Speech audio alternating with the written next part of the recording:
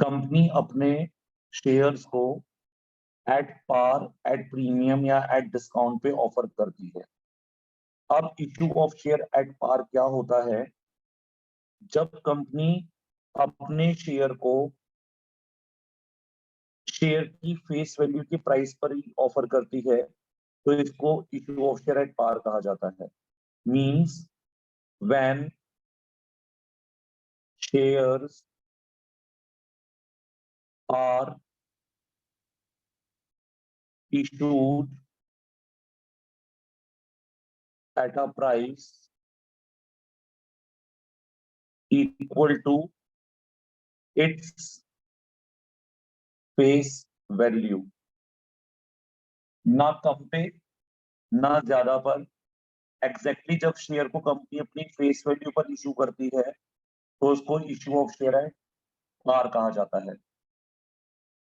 Means हमारे share की issue price exactly हमारे शेयर की फेस वैल्यू की इक्वल होगी।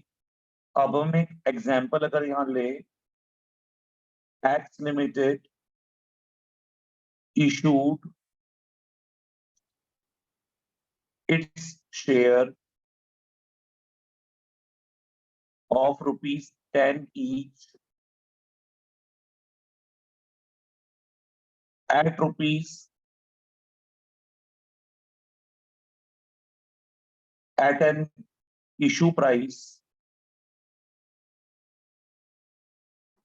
of rupees 10 each. Here the shares are said to be issued at par. Company ने 10 रुपए का शेयर 10 रुपए पे ही इशू कर दिया, जो कि एग्जैक्टली शेयर की फेस वैल्यू के बराबर थी। तो हम कहेंगे हमारी कंपनी ने शेयर एट पार इशू कर दिया है। लेकिन जब कंपनी अपने शेयर को शेयर की फेस वैल्यू से ज्यादा प्राइस पे इशू करती है, तो when shares are issued at a price more than its face value, then shares are said to be issued at premium. Means when issue price is greater than the face value of the share, then shares are said to be issued at premium. For example, X Limited issued its share having face value of rupees 10 each, suppose at rupees 12. The shares are said to be issued at premium.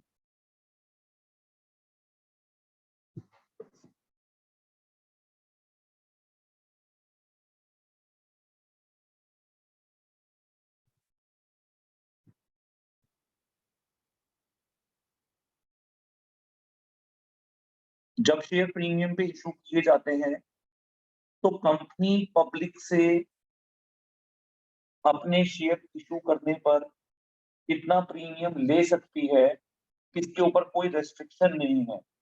Means company any amount of money can be charge as premium from the public. जैसे मैंने यहाँ पर 10 रुपए के share को कहा कि हमने 12 रुपए पर बेचा, तो 2 रुपए कंपनी ने प्रीमियम मनी ली है। इस प्रीमियम मनी के ऊपर कोई रेस्ट्रिक्शन नहीं है। आप अपना 10 के शेयर को 20 रुपए पर, 30 रुपए पर, 40 रुपए पर किसी भी प्राइस पे ऑफर कर सकते हैं। इस पे कोई रेस्ट्रिक्शन कंपनी से 2013 ने नहीं लगाई है। लेकिन ये कंपनी को अपने आप में कॉन्फिडेंस होना चाहिए कि जब हम शेयर को उसकी फेस वैल्यू से ज्यादा पर इशू करेंगे और जितना प्रीमियम हम मांग रहे हैं उतना पब्लिक हमें दे देगी, ऐसा ना हो कि प्रीमियम ज्यादा लेने के चक्कर में हमारा इशू फेलियर हो जाए। तो कंपनी अपने कॉन्फिडेंस के अकॉर्डिंग और अपने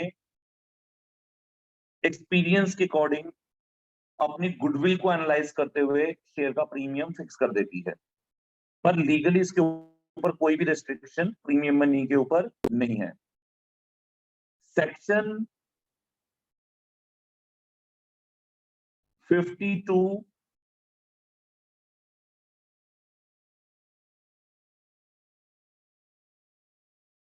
कंपनी को एम्पावर करता है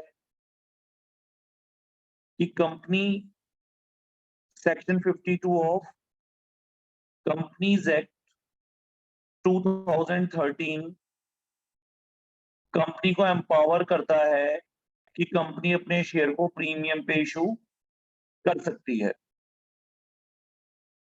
यानी कंपनी को लीगली राइट दिया गया है कि शेयर को प्रीमियम पे इशू किया जा सकता है, पर ये नहीं बताया गया है कि प्रीमियम कितना कंपनी ले सकती है, वो कोई भी अमाउंट हो सकता है। जब सेक्शन 52 रन करता है तो सेक्शन 52 का सबसेक्शन 1 कहता है कि amount received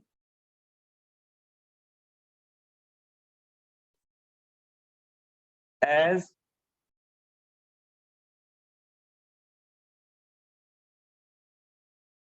premium must be credited to a separate account called as securities premium reserve account, and section 52 subsection 1 में जो प्रीमियम के लिए टर्म यूज की गई है वो सिक्योरिटी प्रीमियम है,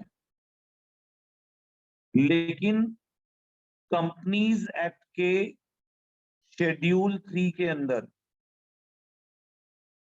पार्ट 1 के अंदर schedule 3 part 1 of companies act 2013 के अंदर जो लैंग्वेज यूज की गई है वो security premium reserve account language use की गई है। तो अब हम चाहें तो सिक्योरिटी प्रीमियम अकाउंट भी लिख सकते हैं और हम चाहें तो सिक्योरिटी प्रीमियम रिजर्व अकाउंट भी लिख सकते हैं, दोनों ही वैलिड होंगे और दोनों आंसर में वर्ड सही माने जाते हैं। पर बेटर होता है कि हम कंपनी एक्ट की बैलेंस शीट को फॉलो करते हुए जाएं या चले, तो वहां तो security premium reserve account use किया गया है, तो हम सिक्योरिटी प्रीमियम रिजर्व अकाउंट को यूज करेंगे। जो सिक्योरिटी प्रीमियम रिजर्व मनी आएगी उसको सिक्योरिटी प्रीमियम रिजर्व अकाउंट में ट्रांसफर करना है। और सिक्योरिटी प्रीमियम रिजर्व के नेचर की बात करें तो सिक्योरिटी प्रीमियम रिजर्व कंपनी के लिए कैपिटल नेचर का प्रॉफिट है। ये कंपनी के लिए कैपिटल नेचर का प्रॉफिट है। मींस दो तरह के प्रॉफिट होते हैं, रेवेन्यू प्रॉफिट जो हम ऑर्डिनरी कोर्स ऑफ बिजनेस में अर्न करते हैं, और एक कैपिटल प्रॉफिट जो हम ऑर्डिनरी कोर्स में अर्न नहीं करते हैं, लेकिन वो स्पेशल सर्कमस्टेंसेस में राइज होता है तो हम उसको कैपिटल प्रॉफिट का दर्जा देते हैं। तो सिक्योरिटी प्रीमियम रिजर्व भी बाय नेचर एक कैपिटल नेचर का प्रॉफिट है कंपनी का। और लेकिन इसमें एक बात मैं आपको और ये बता दूं कि हमारा कंपनीज एक्ट ये कहता है कि सिक्योरिटी प्रीमियम रिजर्व अकाउंट को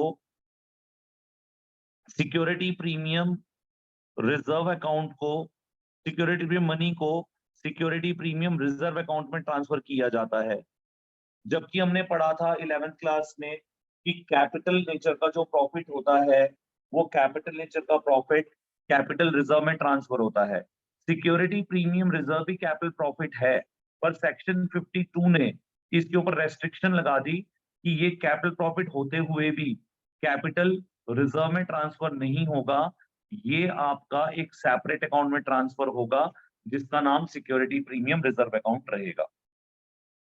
इसके बाद section 52 subsection 2 of companies act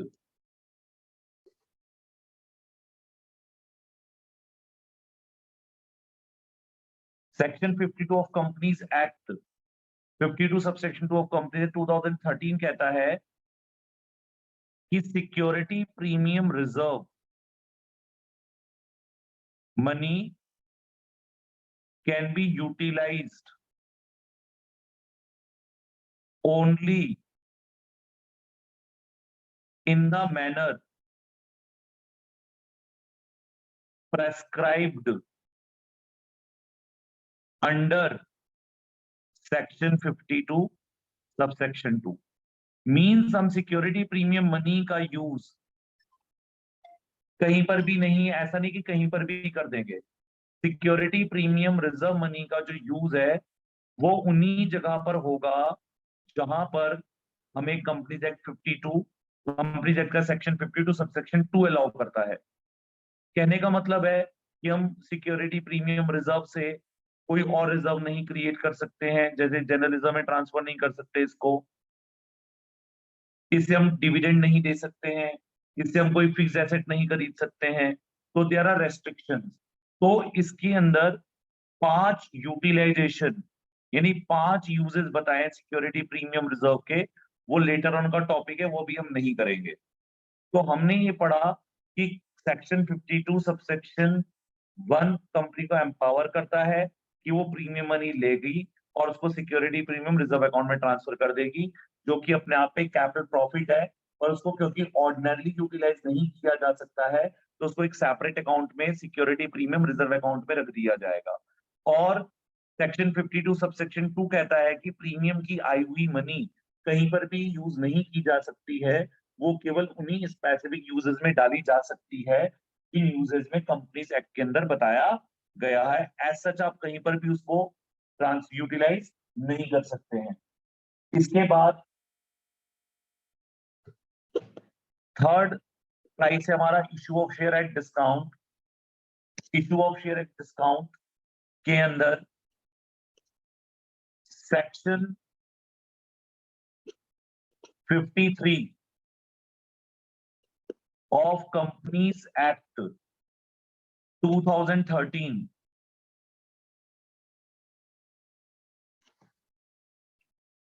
restricts the company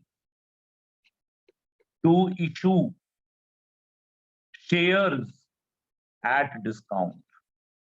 यानी सेक्शन 53 ऑफ कंपनीज एक्ट कहता है कि कोई भी कंपनी इस सेक्शन के इंट्रोड्यूस होने के बाद अपने शेयर को प्रीमियम पे इशू नहीं कर सकती है, किसी भी कंपनी को अपने डिस्काउंट पे इशू नहीं कर सकती है, कि कोई भी कंपनी जब अपने शेयर को इशू करेगी तो उस पर डिस्काउंट देना पॉसिबल नहीं है, अलाउड नहीं है लीगली।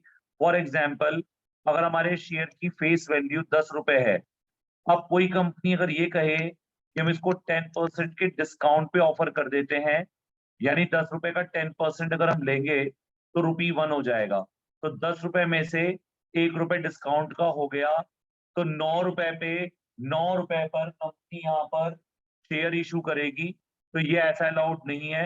यानी कोई भी कंपनी अपने शेयर को डिस्काउंट पे ऑफर नहीं कर सकती है। सेक्शन 53 रेस्ट्रिक्ट करता है कंपनी को कि कंपनी अपने शेयर को डिस्काउंट पे इशू करे। यानी कंपनी के पास शेयर को इशू करने की 2 ही प्राइसेस होती हैं, एक एट पार जो कि फेस वैल्यू पे मानी जाती है इशू, और एक प्रीमियम जो फेस वैल्यू से अबव होती है, पर उसमें प्रीमियम मनी कुछ भी रख सकते हैं।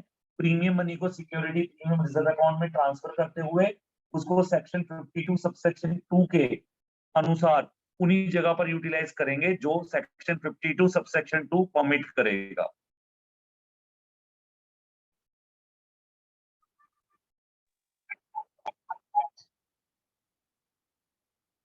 जब शेयर कंपनी डिसाइड कर लेती है कि पार पे इशू करना है, प्रीमियम पे इशू करना है या डिस्काउंट पे इशू करना है,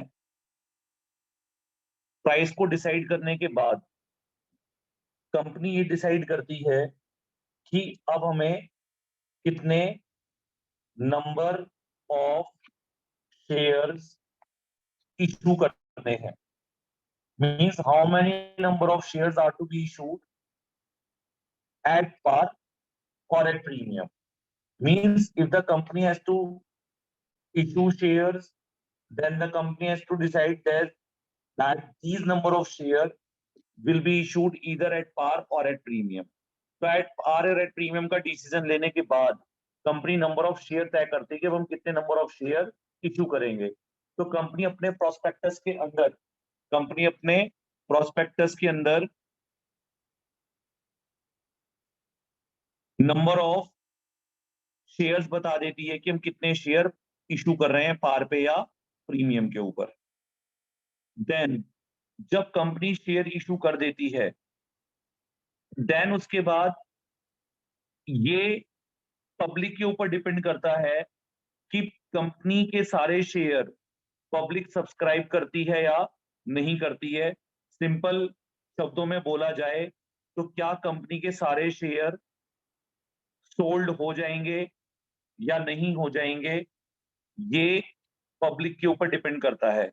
हो सकता है कंपनी के सारे शेयर बिक जाएं जितने कंपनी ने अपने प्लेस करे हैं प्रोस्पेक्टस के थ्रू, और हो सकता है कि सारे शेयर ना बिक पाए, और हो सकता है कि ज्यादा पब्लिक की तरफ से डिमांड आ जाए।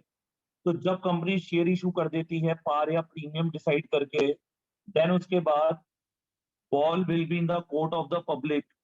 दे विल डिसाइड कि कंपनी के कितने शेयर पब्लिक खरीदेगी, और जब कंपनी का इशू क्लोज होगा देन कंपनी को पता चलेगा अपनी एप्लीकेशन को काउंट करके कि हमारे कितने शेयर पब्लिक ने एक्चुअल में सब्सक्राइब कर लिए हैं। क्या सारे शेयर सब्सक्राइब कर लिए हैं या कम किए हैं या ज्यादा करे हैं।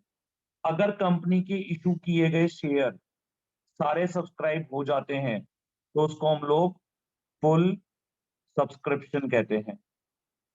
और अगर कंपनी के सारे शेयर सब्सक्राइब ना हो पाए तो देन हम उसको अंडर सब्सक्रिप्शन कहते हैं। और अंडर सब्सक्रिप्शन की कंडीशन में हमें मिनिमम सब्सक्रिप्शन के क्लॉज को 90% ऑफ द इशू को देखना होता है कि 90% ऑफ द इशू सब्सक्राइब हुए या नहीं हुए। अगर 90% इशू सब्सक्राइब हो जाता है तो अंडर सब्सक्रिप्शन भी चल सकता है और कंपनी अपने शेयर को आगे अलॉट कर देगी। लेकिन अगर मिनिमम सब्सक्रिप्शन रेज नहीं हो पाया तो कंपनी को in that case application money public को वापस करनी पड़ जाएगी। और हो सकता है कि कंपनी के शेयर की डिमांड इशू से ज्यादा हो, यानी एप्लीकेशन हमारे पास शेयर की अवेलेबिलिटी से ज्यादा आ जाए, तो हम कहेंगे कि इशू में हमारा ओवर सब्सक्रिप्शन हुआ है। अब एक एग्जांपल लें कि अगर कंपनी ने 1 लाख शेयर इशू करे और पब्लिक ने एग्जैक्टली 1 लाख शेयर ही सब्सक्राइब कर ली है, मींस पब्लिक ने 1 लाख शेयर ही, यानी पब्लिक की तरफ से जो डिमांड आई है एग्जैक्टली वो 1 लाख शेयर्स की है और 1 लाख की शेयर हमने ऑफर करे थे, तो हम कहेंगे कि हमारी कंपनी का शेयर फुली सब्सक्राइब हो गया है। लेकिन अगर कंपनी ने 1 लाख शेयर इशू करे थे और हमारे पास एप्लीकेशन 95,000 आ जाए, इशूड नंबर ऑफ शेयर ज्यादा है, application received little bit lesser है, पर अंडर 90% से ज्यादा है, तो अलॉटमेंट होगी। और जब नंबर ऑफ एप्लीकेशंस कम आती हैं and comparison of number of share issued, then that is said to be a case of under subscription. और जब हमारे पास एप्लीकेशंस जो होंगी वो इशूड नंबर ऑफ शेयर से ज्यादा आ जाएंगी, सपोज हमने 1 लाख शेयर इशू करे और हमारे पास एप्लीकेशंस 1,50,000 आ गई, यानी अब शेयर हैं कम लेकिन हमारे शेयर की जो डिमांड है, जो पब्लिक अप्लाई कर रही है वो ज्यादा है। तो कंपनी के शेयर पब्लिक ने ज्यादा डिमांड किए हैं, अप्लाई ज्यादा करे हैं, जबकि कंपनी के पास केवल 1 लाख शेयर ही देने के लिए है। तो जब पब्लिक शेयर ज्यादा सब्सक्राइब करती है, डिमांड करती है, मांगती है, तो हम कहते हैं इशू ओवर सब्सक्राइब हो गया है। तो जब ये चैप्टर रन करता है, तो ये चैप्टर 3 कंडीशन में रन करता है, फुल सब्सक्रिप्शन हुआ है, अंडर हुआ है या ओवर हुआ है। उसके अकॉर्डिंग जनरल एंट्रीज डिसाइड होती हैं चैप्टर के अंदर। और अगर अब आप चैप्टर को इस तरह से देखें कि अगर हमने अपना शेयर, पहले हम देखेंगे कि 2 तरह के क्वेश्चन है, शेयर पार पे इशू हो रहे हैं या शेयर प्रीमियम पे इशू हो रहे हैं। अगर वो शेयर पार पे इशू हुए हैं तो फुल सब्सक्रिप्शन हुआ है, अंडर हुआ है या ओवर हुआ है, 3 पॉइंट। अगर शेयर प्रीमियम पे इशू हुए हैं तो फुल हुआ है, अंडर हुआ है, ओवर हुआ है, 3 पॉइंट इसके। यानी एट पार के अंदर 3 सिचुएशन लगेंगी, फुल, अंडर, ओवर। प्रीमियम के अंदर भी 3 सिचुएशन लगेंगी, full, under, over. Then accordingly हम ऐसा कह सकते हैं कि 6 तरह से हम इस चैप्टर को जनरलाइज करते हैं इन 6 केसेस के अकॉर्डिंग। एट पार के अंदर 3 सिचुएशन देखते हुए, एट प्रीमियम के अंदर 3 सिचुएशन देखते हुए, तो 6 तरह के क्वेश्चन हमारे पास होते हैं इस चैप्टर के अंदर।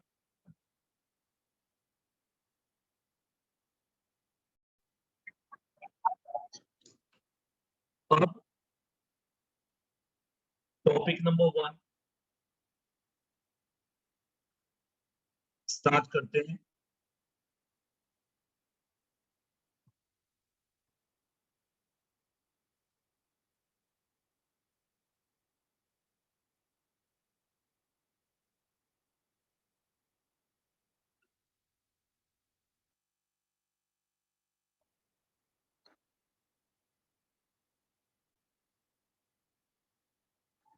इशू ऑफ शेयर्स एट पार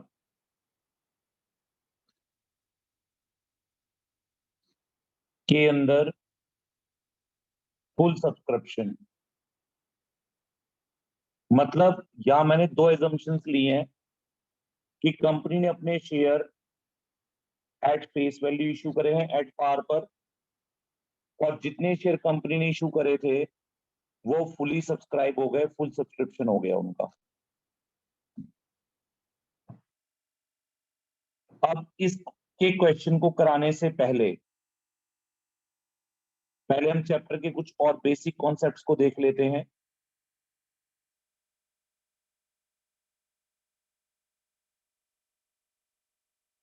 अब कंपनी ने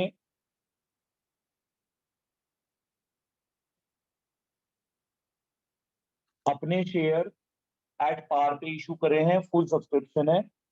अब बात को ध्यान से सुनेंगे। कंपनी जब शेयर अपने पार पे इशू करेगी तो कंपनी की इशू प्राइस एक्यूरेटली कंपनी की फेस वैल्यू के बराबर होगी।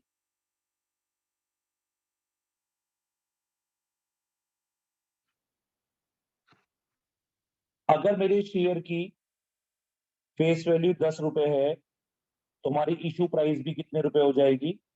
10 रुपए हो जाएगी। यानी इन ऑल कंपनी को पब्लिक से पर शेयर, कंपनी को पब्लिक से पर शेयर 10 रुपीज चार्ज करने हैं।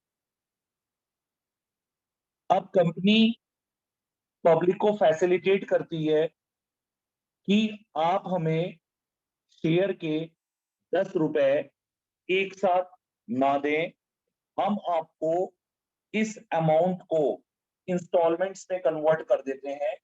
यानी हम आपको सारा पैसा एक साथ देने को नहीं कह रहे हैं, कंपनी कह रही है पब्लिक को, आप हमें सिर्फ सबसे पहले एप्लीकेशन मनी पे कर दीजिएगा 10 रुपए में से।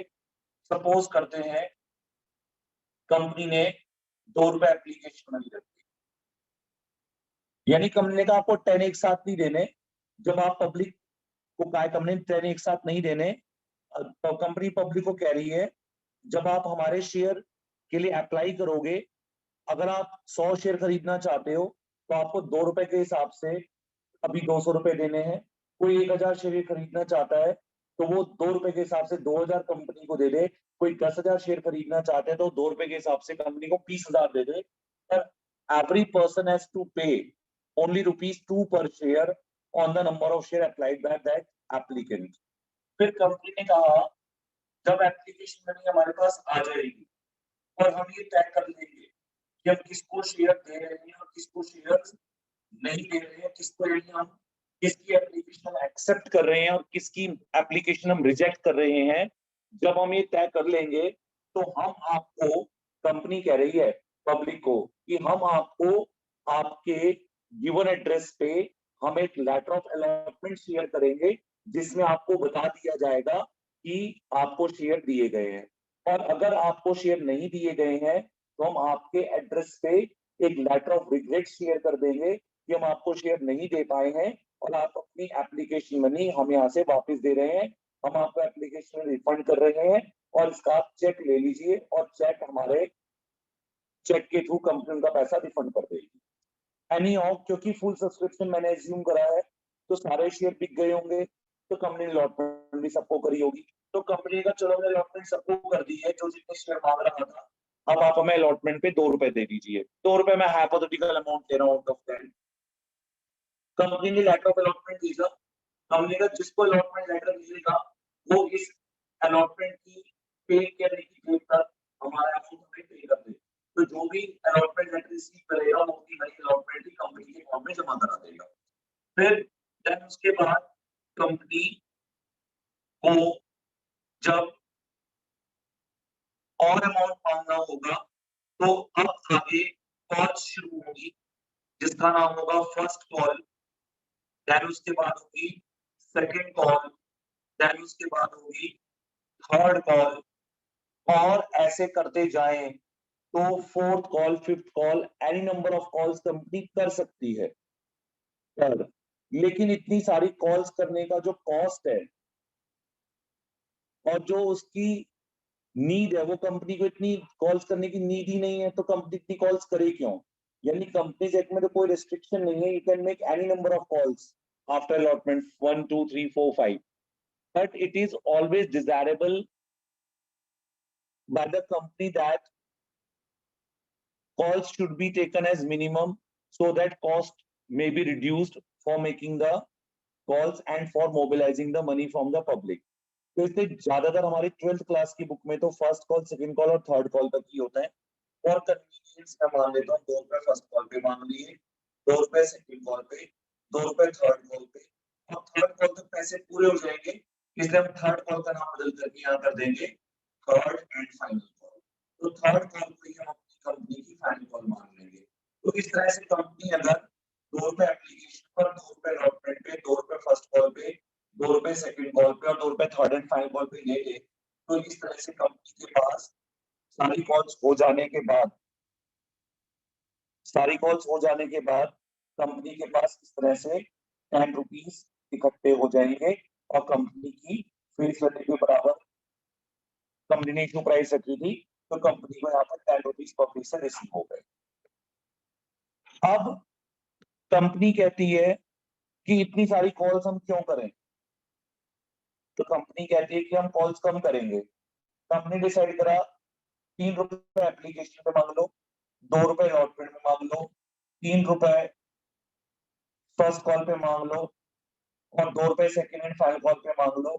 फाइनल कॉल करने की जरूरत ही नहीं है, यानी हमारी सेकंड कॉल ही क्या बना दो, फाइनल कॉल बना दो, ये सेकंड कॉल कर आगे कॉल्स नहीं की जाएंगी।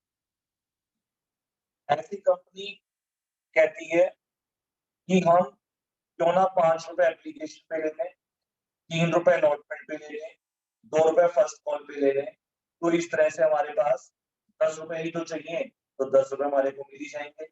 या फिर कंपनी कहती है क्यों ना हम ऐसा कर लें, 5 रुपए 6 रुपए एप्लीकेशन पे ले लें, 4 रुपए अलॉटमेंट पे ले लें और आगे कॉल्स का चक्कर ही ना डाल लें, 10 रुपए में अलॉटमेंट तक ही ले लेते हैं पूरे।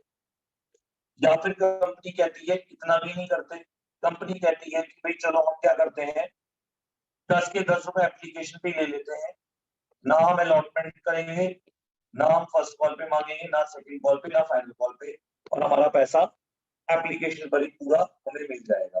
तो कंपनी ने अपना सारा अमाउंट जो है वो एप्लीकेशन पे मांग लिया। यानी कंपनी जो इंस्टॉलमेंट्स क्रिएट करती है वो कंपनी 5 इंस्टॉलमेंट से लेते हुए, 5 इंस्टॉलमेंट से चलते हुए कंपनी 4 3, 2, 1 इंस्टॉलमेंट तक मनी अपनी डिवाइड करके चल सकती है। ये कंपनी की डिस्क्रिप्शन के ऊपर डिपेंड करता है।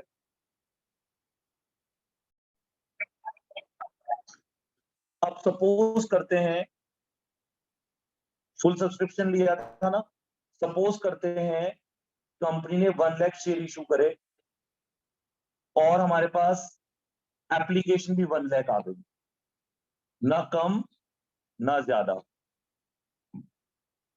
अगर मैं इस फर्स्ट वाले पेमेंट प्लान को ले लूं तो कंपनी को 1 लाख शेयर इशू करे, 1 लाख सब्सक्राइब हुए तो 1 लाख इंटू में 2 लाख रुपीस कंपनी के एप्लीकेशन पे मिल जाएंगे, 2 लाख अलॉटमेंट पर, 2 लाख रुपीस फर्स्ट कॉल पर, 2 लाख रुपीस सेकंड कॉल पे और 2 लाख फाइनल कॉल पे। तो पर शेयर 10 है, तो 1 लाख शेयर के ऊपर कंपनी को 10 रुपीस के हिसाब से कंपनी के पास शेयर कैपिटल का 10 लाख का अमाउंट रिसीव हो जाएगा। अगर कंपनी सेकंड पेमेंट प्लान ले लेती है तो 3 रुपए एप्लीकेशन है, तो 3 लाख रुपए एप्लीकेशन पर, 2 लाख रुपए अलॉटमेंट पर, 3 लाख फर्स्ट कॉल पर, 2 लाख सेकंड कॉल पे लेती है तो भी इसका सम टोटल कंपनी का कितना आ जाएगा, 10 लाख ही आएगा। अगर कंपनी इंस्टॉलमेंट बनाती है 5 रुपए एप्लीकेशन के, 1 लाख इंटू 5 लाख एप्लीकेशन पे, 3 रुपए के हिसाब से 3 लाख अलॉटमेंट पे, 2 रुपए के हिसाब से 2 रुपए फर्स्ट कॉल के ऊपर, तो 2 लाख रुपए, तब भी 10 लाख आ जाएंगे। अगर कंपनी 6 रुपए एप्लीकेशन पे लेती है, फोर्थ प्लान फॉलो करती है कंपनी अगर, तो 6 लाख रुपए एप्लीकेशन पे, 4 रुपए अलॉटमेंट पे, 6 4 10 लाख रुपए कंपनी के पास आ जाएंगे। और अगर कंपनी 10 के 10 रुपए एप्लीकेशन मनी पे ले लेती है तो 10 लाख रुपए कंपनी को सारे एप्लीकेशन पे मिल जाएंगे। यानी कंपनी ने 1 लाख शेयर इशू करे थे, 1 लाख ही पब्लिक ने खरीदे, कंपनी को 10 रुपए पब्लिक से लेने थे। अब कंपनी 10 रुपए एक साथ ले या अलग अलग इंस्टॉलमेंट में बना के ले, तो फाइनली जो कंपनी का शेयर कैपिटल का अमाउंट है वो when it will be collected और when it will be totalled और when it will be aggregated after all the instalment, that will be equal to 10 lakh 1 lakh share into में having a face value of 10 each and share were issued at par 1 lakh into 10 lakh rupees company के capital account में आ जाएंगे।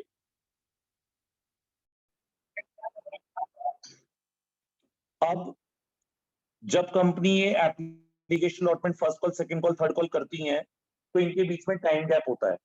Application money के 15 दिन बाद allotment money मांग ली या 30 days के बाद अलॉटमेंट मनी मांग ली, फिर उसके कुछ समय बाद कॉल मनी मांग ली, फिर उसके बाद कंपनी ने सेकंड कॉल मनी मांग ली कुछ समय रुक करके, फिर थर्ड कॉल मनी मांग ली। नहीं, इनमें टाइम इंटरवल होता है, तो कंपनी को ये अमाउंट ग्रेजुअली मिलता है, एक बारी में नहीं मिल जाता।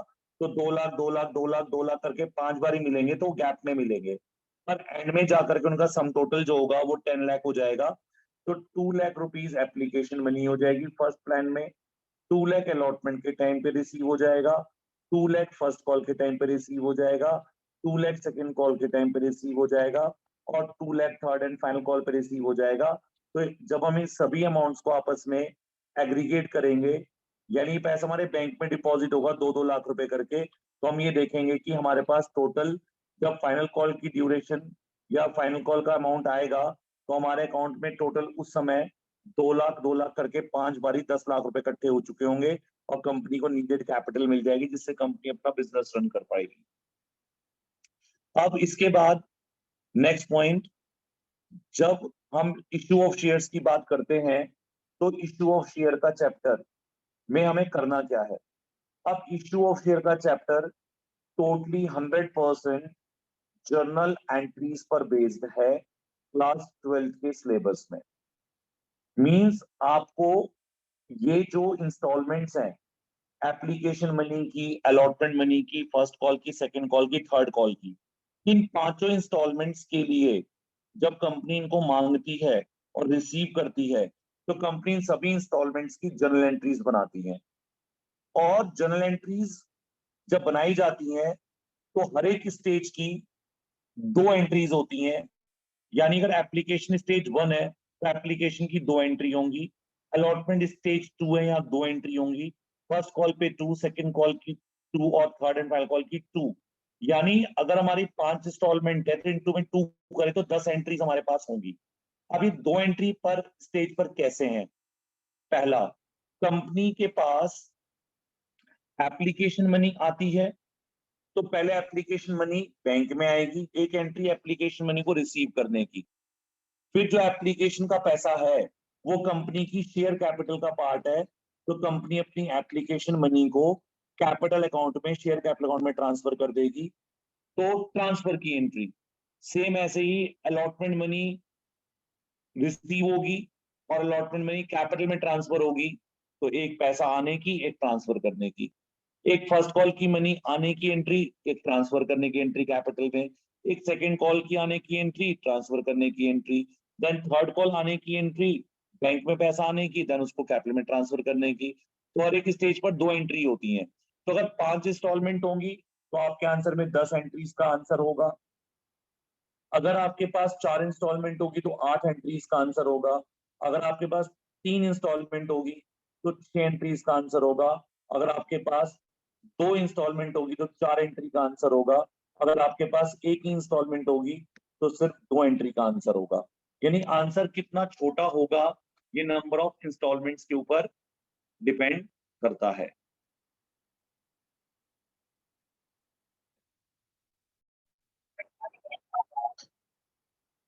अब जर्नल एंट्रीज के अलावा इस क्वेश्चन में जो नेक्स्ट चीजें हम आगे चलकर पढ़ेंगे, that is preparation of cash book. आपको जर्नल एंट्रीज से या जर्नल एंट्रीज जो बैंक वाली एंट्रीज हैं उनको डायरेक्टली कहाँ रिकॉर्ड करना होगा? अगर कैश बुक में तो लिखा आएगा प्रिपेयर कैश बुक। तो कैश ट्रांजेक्शन या banking transaction directly cash book में रिकॉर्ड हो जाएंगी और non cash transaction journal entries में रहेंगी। इसके बाद नेक्स्ट पार्ट है डिस्क्लोजर ऑफ, नेक्स्ट पार्ट है डिस्क्लोजर ऑफ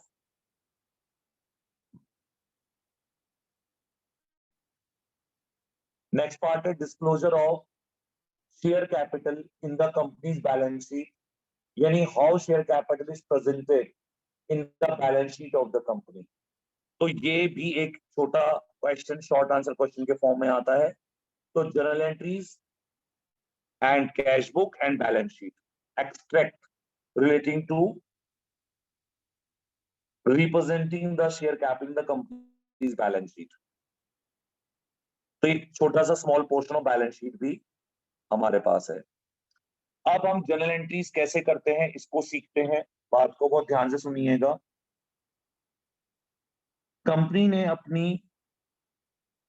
शेयर कैपिटल की वैल्यू को, मैंने आपसे कहा था कि जब कंपनी शेयर ऑफर करती है तो कंपनी ये डिटरमिन करती है कि मुझे कितने शेयर इशू करने हैं। कंपनी ये तय करती है कि हमें कितने शेयर इशू करने हैं। तो सपोज कंपनी ने डिसाइड करा कि हम 1 लाख शेयर ऑफर करेंगे having face value of 10 each, तो कंपनी के पास रुपए में 10 लाख रुपए पूल हो जाने चाहिए या इकट्ठे हो जाने चाहिए। अब कंपनी ने इसको 5 इंस्टॉलमेंट में बांट दिया था।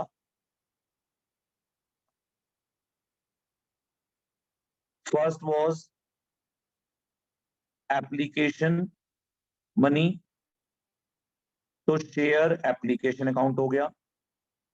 देन अलॉटमेंट मनी, तो शेयर अलॉटमेंट अकाउंट हो गया। Then share first call account हो गया। Then share second call account हो गया। Then share third and final call account हो गया। यानी कंपनी के पास एप्लीकेशन अकाउंट में पैसा आएगा, अलॉटमेंट अकाउंट में पैसा आएगा, फर्स्ट कॉल अकाउंट में पैसा आएगा, सेकंड कॉल में पैसा आएगा, थर्ड एंड फाइनल कॉल में पैसा आएगा। और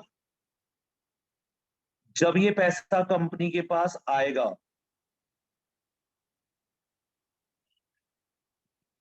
तो जैसे जैसे ये अमाउंट ग्रेजुअली कंपनी के पास आएगा, क्योंकि मैंने आपको बताया था कि कंपनी के पास एप्लीकेशन मनी के कुछ समय के बाद अलॉटमेंट होती है, अलॉटमेंट के बाद कॉल्स होती हैं, तो इनमें टाइम इंटरवल होता है। तो कंपनी के पास ये पैसा इंस्टॉलमेंट्स में टाइम इंटरवल्स पे आता है। अब एप्लीकेशन मनी अगर 2 रुपए थी, अलॉटमेंट मनी 2 रुपए थी, फर्स्ट कॉल 2 रुपए थी, सेकंड कॉल 2 रुपए थी, थर्ड एंड फाइनल कॉल 2 रुपए थी, और 1 लाख शेयर थे, तो कंपनी पे 2 लाख रुपए शेयर कैपिटल पे आएंगे, 2 लाख अलॉटमेंट के आएंगे, 2 लाख फर्स्ट कॉल के आएंगे, 2 लाख सेकंड कॉल के, और 2 lakh third and final call पे। अब जब कंपनी के पास ये अमाउंट आने लगेंगे, तो ये सारे के सारे अमाउंट कंपनी की किसका पार्ट है? दीज ऑल फॉर्म और these all are the part of share capital of the company.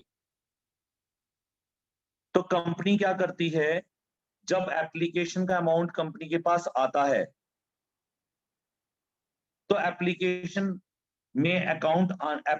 Account में मनी आने के बाद उस मनी को इस अकाउंट में, जिसका नाम क्या है? शेयर कैपिटल अकाउंट है, कंपनी एप्लीकेशन की मनी को शेयर कैपिटल अकाउंट में ट्रांसफर कर देगी। फिर कंपनी अलॉटमेंट की मनी को शेयर कैपिटल अकाउंट में ट्रांसफर कर देगी। फिर कंपनी थर्ड कॉल की मनी को शेयर कैपिटल अकाउंट में ट्रांसफर कर देगी। फिर कंपनी फर्स्ट कॉल की मनी को ट्रांसफर कर देगी। फिर कंपनी सेकंड कॉल की मनी को ट्रांसफर कर देगी। फिर company third and final call की मनी को शेयर कैपिटल अकाउंट में ट्रांसफर कर देगी। इसका मतलब ये हुआ कि जब हमारे पास एप्लीकेशन मनी आएगी, तो एप्लीकेशन का पैसा हमारे बैंक में आएगा। तो जब एप्लीकेशन का पैसा बैंक में आएगा, तो हमारी एंट्री बनेगी bank account debit to share application account.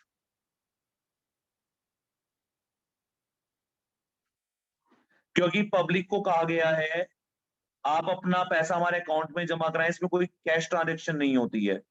तो कंपनी के पास जब एप्लीकेशन अकाउंट में पैसा आएगा, तो कंपनी की बुक्स में पहली एंट्री होगी बैंक अकाउंट डेबिट 2 लाख रुपए टू शेयर एप्लीकेशन अकाउंट। तो अगर आप इस एंट्री को ऑब्जर्व करें कि एप्लीकेशन का पैसा कंपनी के बैंक में पब्लिक ने जमा करा दिया और वो अमाउंट एप्लीकेशन अकाउंट का आया, तो हमने एप्लीकेशन अकाउंट को क्रेडिट कर दिया। बैंक को डेबिट करा, एप्लीकेशन अकाउंट को हमने क्रेडिट कर दिया, तो हमारी एंट्री बन गई एप्लीकेशन मनी का पैसा बैंक में आने की, bank account debit to share application account. अब ये एप्लीकेशन मनी जैसे ही हमारे बैंक में आएगी, हम इसको same day, remember this thing, same day हम इस मनी को ट्रांसफर कर देंगे अपने शेयर कैपिटल अकाउंट में। अब हमने 11th क्लास में बेसिक अकाउंटिंग टर्म्स से के बाद जब हमने rules of debit and credit पढ़ा था, तो उसमें क्लासिफिकेशन ऑफ अकाउंट आया था। तो उसमें एक अकाउंट कैपिटल अकाउंट होता था। तो कैपिटल का रूल होता था, कैपिटल इंक्रीज होगी तो क्रेडिट करेंगे और कैपिटल डिक्रीज होगी तो डेबिट करेंगे। तो जब आपके पास ये 2 लाख रुपए आएंगे, तो 2 लाख रुपए से आपकी कैपिटल इंक्रीज हो जाएगी। तो ये 2 लाख रुपए हम क्रेडिट करेंगे किस अकाउंट में? शेयर कैपिटल अकाउंट में। अब कहां से डालेंगे? शेयर एप्लीकेशन से अमाउंट शेयर कैपिटल में डालेंगे।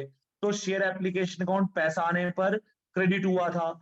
जब ये अमाउंट यहां से एप्लीकेशन अकाउंट से कैपिटल में जाएगा, तो ट्रांसफर करने के लिए शेयर एप्लीकेशन अकाउंट को हम लोग डेबिट कर देंगे और शेयर कैपिटल अकाउंट को क्रेडिट कर देंगे, क्योंकि हमारी कैपिटल अब 2 लाख रुपए से इंक्रीज हो गई है। तो एप्लीकेशन अकाउंट पहले हमने क्रेडिट करा था। जब हमने पता था कि अमाउंट कैपिटल का है, तो हमने अगली एंट्री में एप्लीकेशन अकाउंट को क्लोज करा और हमने उस मनी को कैपिटल अकाउंट में ट्रांसफर कर दिया, क्योंकि हमारी कैपिटल 10 लाख की थी। 10 लाख में से 2 लाख हमें मिल गए, तो 10 लाख में से 2 लाख मिल गए, तो हमारी कैपिटल प्लस 2 लाख रुपए से इंक्रीज हो गई, तो हमने 2 लाख रुपए से कैपिटल अकाउंट को क्रेडिट कर दिया। तो by closing application account means by debiting application account we have credited the capital account. तो एंट्री बन गई share application to share capital. पहली entry bank to application account की है when application money is received. When second entry है share application to share capital account when application money is transfer to share capital account. तो जब पैसा bank में आया तो बैंक रिसीवर था, debit the receiver. Application account हमारी income का अकाउंट था, हमने उसको क्रेडिट कर दिया। फिर एप्लीकेशन अकाउंट का पैसा कैपिटल में जाना था, तो एप्लीकेशन अकाउंट को हमने डेबिट करा और शेयर कैपिटल अकाउंट को हमने क्रेडिट कर दिया क्योंकि हमारी कैपिटल इंक्रीज हो गई।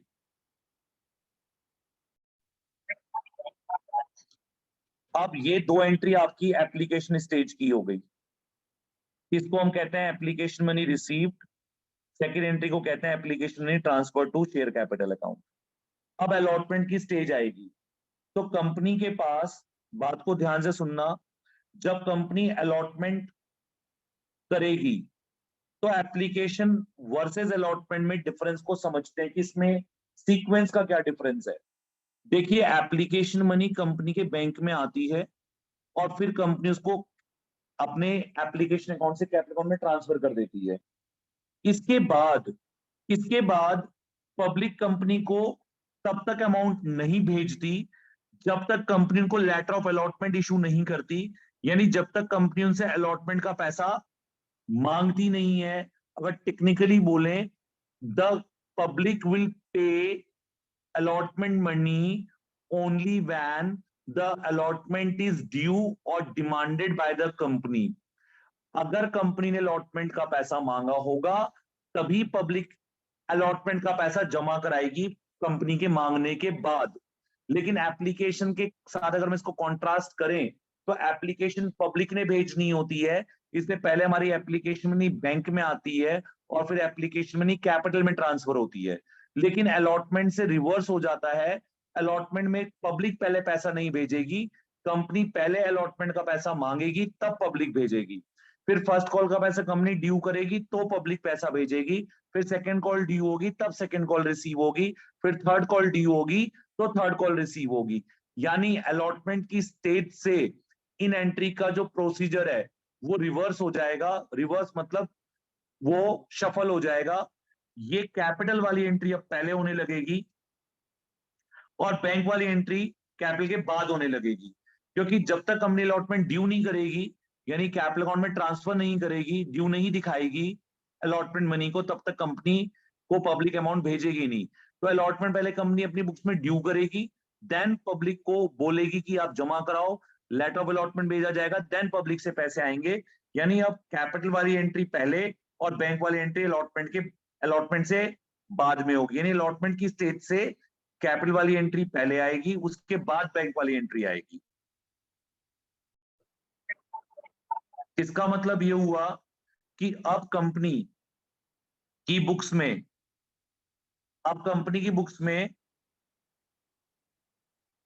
अलॉटमेंट मनी ड्यू की जाएगी। तो ये सेकंड वाली एंट्री पहले होगी। अब एंट्री देखिए कितनी आसान है। इस एप्लीकेशन वर्ड को सब्स्टिट्यूट कर दीजिए अपनी इंस्टॉलमेंट के नाम से। अब आपके इंस्टॉलमेंट का नाम अलॉटमेंट है तो आपकी एंट्री हो जाएगी, अब एंट्री वही रखनी है, नाम बदलना है बस। शेयर एप्लीकेशन की जगह share allotment account debit,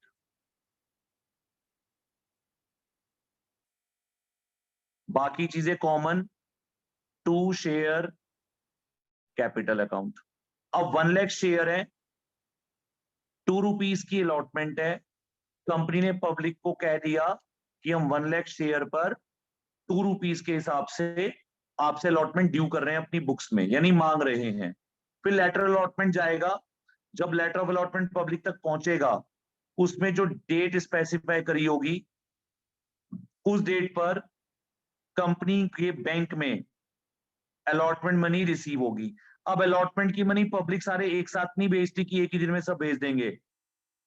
company ने 3 दिन का, हफ्ते का टाइम दिया है, कोई आज भेजेगा, कोई कल भेजेगा, कोई परसों भेजेगा, पर हम उनका एग्रीगेट अलॉटमेंट की लास्ट डेट के बाद एग्रीगेट करेंगे तो हमें पता लग जाएगा कि हमारे बैंक में पैसा आ गया है। तो एंट्री जब जब अलॉटमेंट का अमाउंट आएगा तो आपकी एंट्री हो जाएगी bank account debit to share allotment account, और 2 लाख रुपए हमारे बैंक में आ जाएंगे। पर यहां पर ये कंडीशन है कि जो 1 लाख शेयर हमने पब्लिक को दिए थे, वो एक आदमी को तो दिए नहीं थे, वो तो बहुत सारे लोगों को दिए थे। अगर उनमें से किसी ने अलॉटमेंट मनी कंपनी को जमा नहीं कराई तो अलॉटमेंट में आने वाला bank amount little bit lesser भी हो सकता है। अगर कंपनी को कोई पैसा जमा नहीं कराता अपनी इंस्टॉलमेंट का एप्लीकेशन के बाद तो उसको कॉल्स इन एरियर कहते हैं। ये हमारा नेक्स्ट स्टेज लेवल का काम होता है। पर मैंने हिंट दे दिया कि when any amount is not received by the company of any instalment, that amount is called as calls in arrear. अब जब अलॉटमेंट की डेट खत्म होगी, अलॉटमेंट का पैसा आ जाएगा, अलॉटमेंट का ड्यू किया गया अमाउंट और अलॉटमेंट का बैंक में आया अमाउंट दोनों बराबर तब होते हैं जब कोई पर्सन डिफॉल्ट नहीं करता पेमेंट करने में, यानी कॉल इन एरियर नहीं होते हैं। लेकिन अगर कोई पर्सन बैंक में अलॉटमेंट की मनी जमा ना कराए तो ड्यू का अमाउंट ज्यादा और bank amount little bit lesser हो सकता है। जब अलॉटमेंट की स्टेज गुजर जाती है फिर कंपनी फर्स्ट कॉल ड्यू करती है, सेम प्रोसीजर लेते हुए। अब अलॉटमेंट को सब्सटीट्यूट कर दीजिए या एप्लीकेशन की जगह क्या लगा दीजिए, फर्स्ट कॉल। तो आपकी एंट्री हो जाएगी share first call account debit to share capital account, और यहां पर आप कहेंगे कि हमने अपनी बुक में फर्स्ट कॉल मनी को ड्यू कर दिया है। अब अगेन मैंने सेक ऑफ कन्वीनियंस के लिए इंस्टॉलमेंट सारी सेम रखी हुई हैं। 1 लाख इंटू 2 की फर्स्ट कॉल है, 2 लाख रुपीज हमारे पास यहाँ आ जाएंगे। Share first call to share capital, ये कॉल ड्यू हो गई। अब हम फर्स्ट कॉल को रिसीव कर लेंगे। जब रिसीव करेंगे तो हमारे पास फर्स्ट कॉल रिसीव के लिए एंट्री हो जाएगी bank account debit to share first call account. अब देखिए पूरे एप्लीकेशन की तरह एंट्री चल रही है, लेकिन बस जहां पर आपको एप्लीकेशन वर्ड था वहां पर क्या लगाना पड़ गया, फर्स्ट कॉल अकाउंट लग गया आपका वहां पर। सेम ऐसी कंपनी जब सेकंड कॉल करेगी तो ये फर्स्ट कॉल रिसीव हो गई, रिसीव्ड। अब कंपनी इसके बाद सेकंड कॉल ड्यू करेगी,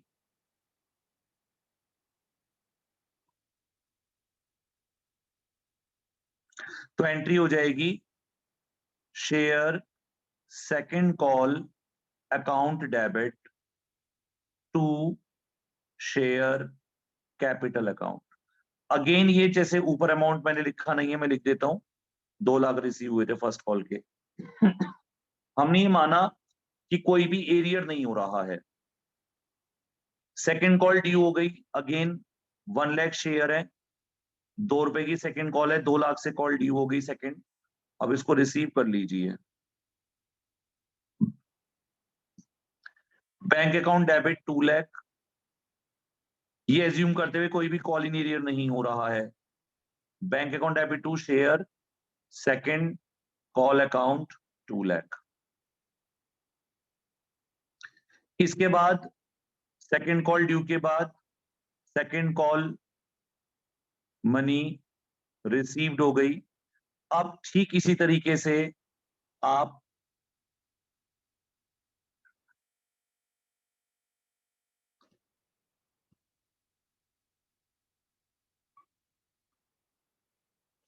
third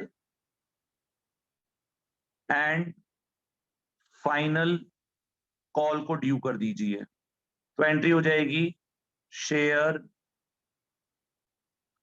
third and final call account debit to share capital account, ये भी ड्यू हो जाएगी 2 लाख से।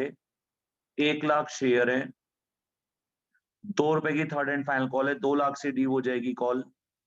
देख सकते हैं आप ऊपर टेबल में ये लिखा हुआ है मैंने, 2 लाख रुपए की आपकी सेकंड एंड फाइनल कॉल है। और जब second and final call money due होगी तो गिवन डेट पर हमारे पास third and final call money received भी हो जाएगी, तो हमारी एंट्री बन जाएगी bank account debit to share third and final call account, assuming that there are no defaulter, no calls in arrear. तो हमारे थर्ड एंड फाइनल कॉल पे 2 लाख रुपए आ जाएंगे। तो इस तरह से एंट्री होती है हमारी। बस आपको ये याद रखना है, पहले आपकी एप्लीकेशन टाइप है बैंक टू शेयर एप्लीकेशन, फिर share application to share capital entry होती है। लेकिन अलॉटमेंट की स्टेज से ये एंट्री फ्लिप हो जाती है, पहले कैपिटल वाली एंट्री आती है, बाद में बैंक वाली, फिर first call due, first call receive, second call due, second call receive, third call due, third call receive. So these are the basic journal entries for various installments in the chapter of issue of shares.